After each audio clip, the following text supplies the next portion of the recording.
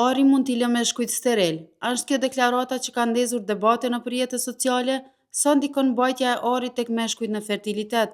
Ginekologu Shkëlqim Balili ka deklaruar se ari tek meshkujt nuk rekomandohet dhe mund të lidhet me probleme të fertilitetit, veçanërisht kur bëhet fjalë për unaza apo zinxhir të trashë që mbahen çdo ditë. Këto fjalë janë shpërndarë masivisht online dhe kanë bërë që shumë meshkuj të pyesin veten, a mund të ndikojnë zakonet tona të përditshme edhe ato që duken të padëmshme në aftësinë për të pasur fëmijë? Ginekologu ka deklaruar se ari tek meshkujt nuk është e preferuar dhe mund të ketë probleme me fertilitet, sidomos kur bëhet fjalë për mbajtjen e unazave apo zinxhirëve të trashë në qafë. Meshkujt nuk duhet të mbajnë ari. Ari është vetëm për femrat, argjendin mund të mbahet. Shoh shumë meshkuj duke mbajtur ari, mirë po nuk rekomandohet, ka thënë ginekologu. Këto fjalë po shpërndahen gjithsesi online dhe po interpretohen si një paralajmërim serioz për shëndetin riprodhues të meshkujve. Shumë përdorues po pyesin nëse unazat e martesës prej ari apo zinxhirët e trashë që mbahen çdo ditë mund të ndikojnë realisht në aftësinë për të pasur fëmijë. Specialistët theksojnë se fertiliteti është një çështje komplekse dhe vlerësohet vetëm përmes analizave mjekësore.